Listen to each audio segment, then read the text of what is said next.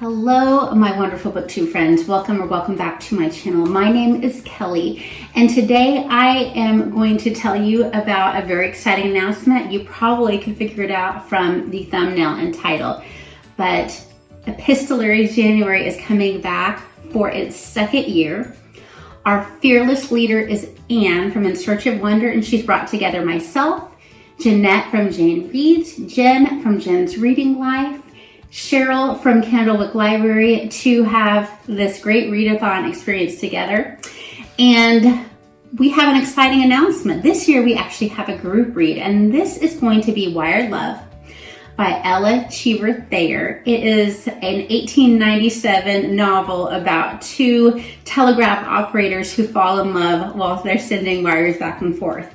So I'm really excited for that, and we will be talking about that at the end of the month. The last day of the month just happens to be Saturday, January 31st. Love that it ended up being a Saturday. And we'll meet up on Anne's channel at 7 p.m. Eastern Standard Time to just wrap up what we all enjoyed reading over the month and to talk about Wired Love. In addition, another event starts at the very beginning of the month. Jen's Reading Life is actually hosting a reading of 84 Charing Cross Road, which, as many of you may know, is an epistolary novel. So many of us will be joining her, at least her part of the day, on her channel. Please check out her YouTube channel for information a little bit closer to time to see when she'll be starting that and what time she'll be ending and all the great details.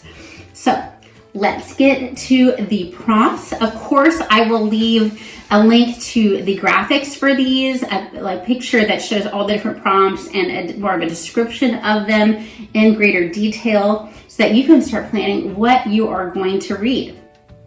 So the first prompt is epistolary romance, and that is just what it sounds like. Love letters is the name of this prompt. So any book that has love letters. Now, they can be real love letters that two people wrote to each other, or they can be fictional. And that's for everything. If you want to choose to read something that is nonfiction, that is real life epistolary, go for it. If you want to read fiction, that's great too. And as far as how in-depth you want to go, if you want to do a pure epistolary novel where the whole thing is letters, or if you want to have novels that are just have letters as a big part of the story, that is fine. This is just, the spirit of this is just to have letter writing and communication in the written word be a driving point of the readathon. So the first one is love letters. The second one is correspondence, and that is any book that is containing letters, fiction, real, whatever. It's going to be fairly easy for you to find books that have letters in them. Then airmail. This is set in a different country. So any book that is not in your home country would count. If it's epistolary and a different country than the one you live in, that prompt, you've got that covered. Next, journal. So a book containing journal entries. So you could go completely fictitious journal entries, or you could be reading journal entries from a real life human being that lives or lived.